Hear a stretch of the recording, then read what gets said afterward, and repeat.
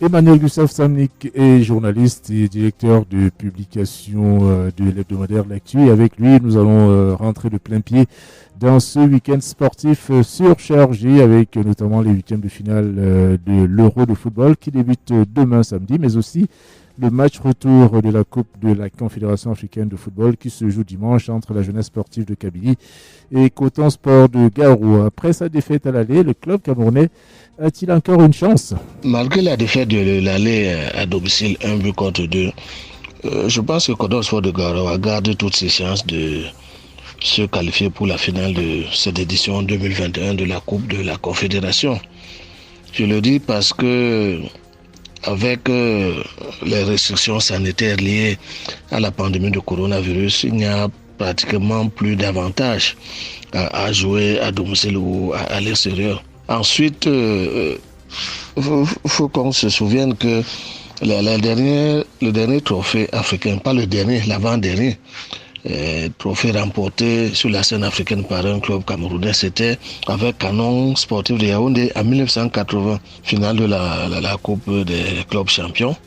Le match aller s'était joué à Garoua contre AS Bilema et c'était soldé par un match de 2 buts partout.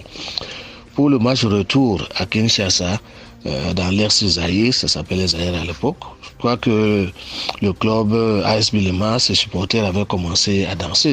Ils avaient même déjà les dirigeants avaient même déjà mis le champagne au frais pour célébrer la victoire. Sauf que c'est à Kinshasa que Canon est allé remporter cette finale en battant, tenez-vous bien, AS Bilema à domicile par 3 buts à 0. Donc c'est une possibilité qui existe au football, qu'un match ne ressemblant à un autre. D'autant plus que moi, j'ai regardé le match aller à la télé. Je n'ai pas vu comment la JS Kabylie dominait largement Coton Sport. Au contraire, si Coton Sport avait été plus efficace, je crois qu'il n'aurait même pas eu besoin de se plaindre de buts refusés injustement, de buts qui lui a été refusé. Et donc, il y a de la place pour un exploit de Coton Sport à Alger pour ce match de que se joue dimanche prochain. D'ailleurs, j'ai insisté sur cette erreur d'arbitrage qui a faussé le résultat du match aller disputé au stade Amadou Ahidjo, parce que l'arbitre égyptien a refusé un but parfaitement valable, inscrit par le buteur Maison, le meilleur buteur de la compétition à ARN de Coton Sport, sans aucune raison valable, parce que tout le monde a vu, je crois même les borgnés ont vu que le ballon avait entièrement franchi la ligne de but. Tout le monde, sauf bien entendu M. Amin Mohamed, cet arbitre égyptien du match de dimanche dernier ici même à Yaoundé. Et les dirigeants de Coton Sport de Garoua ont donc décidé de récuser le trio arbitral maghrébin programmé pour ce match à Alger. Est-ce que c'est une démarche qui peut prospérer? D'abord, je trouve que c'est légitime de la part des dirigeants de Coton Sport de protester. Après leur frustration du match aller, on ne peut pas se taire après avoir été aussi grossièrement spolié. Maintenant, il faut savoir que les instances dirigeantes de football au niveau international cèdent rarement à ce genre de requêtes parce qu'elles se disent que ce serait la porte ouverte à toutes sortes de revendications, à des revendications à l'infini. Parce qu'effectivement, pour une raison ou pour une autre, chaque équipe pourrait récuser les arbitres qui sont programmés. Et on pourrait entrer dans un cercle infernal. Pour le cas d'espèce, on rétorquerait même au club camerounais que l'objectivité de sa requête n'est pas prouvée.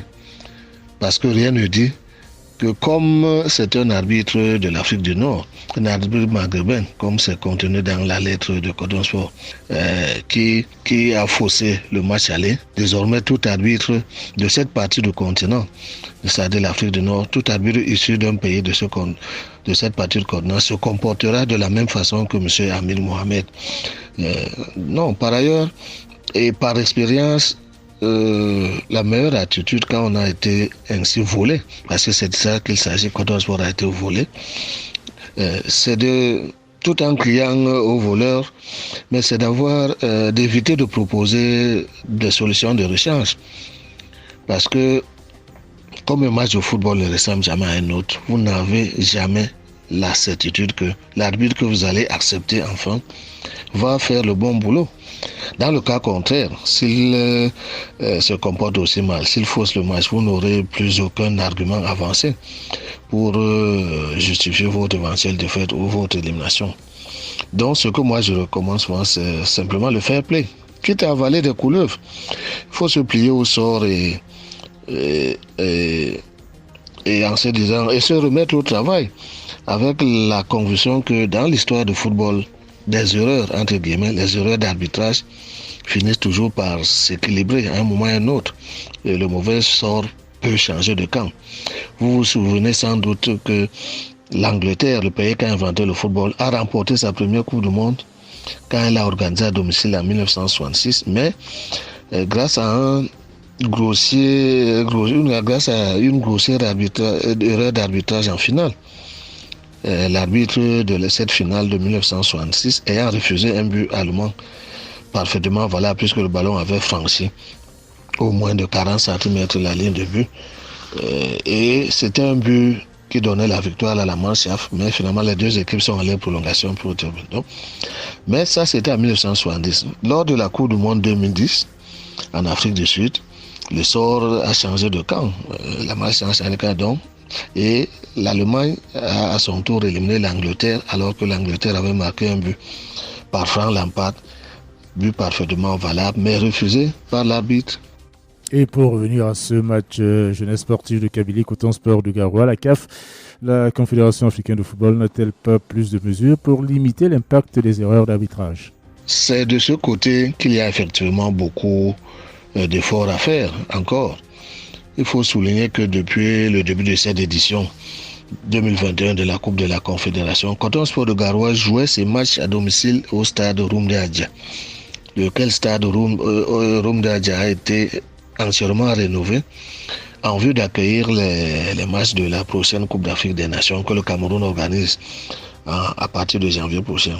Mais la demi-finale allée de cette Coupe de Confédération a été plutôt délocalisée à Yaoundé à cause des exigences techniques de la Confédération africaine de football, la CAF, portant sur l'installation des équipements de la VAR. Bon, l'autre question qu'on peut donc se poser, il y avait la VAR au stade lors du match dernier. Comment donc comprendre qu'avec cette assistance technologique-là, l'arbitre du match est obstinément refusé de valider un but alors que le ballon avait franchi la ligne de but. La VAR et la goal line technologie, je pense, ne doivent pas être des gardiens ou des cache-textes.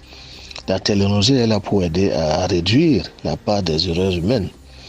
La CAF doit donc agir très souvent promptement et plus rationnellement pour résoudre les problèmes d'organisation qui surviennent lors de ces matchs, lors des matchs qu'elle organise.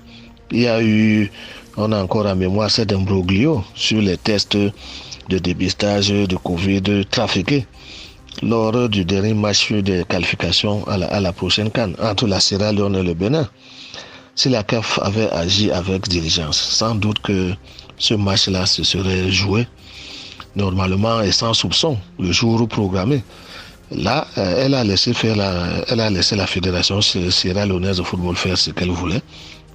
Et à la fin, on a l'impression que c'est le premier tricheur, savoir la Sierra Leone, qui a eu gain de cause, puisque le match a été reprogrammé sur terrain neutre. Et c'est la Sierra Leone qui a fini par remporter cette rencontre et obtenir sa qualification à la CAN Cameroun 2020.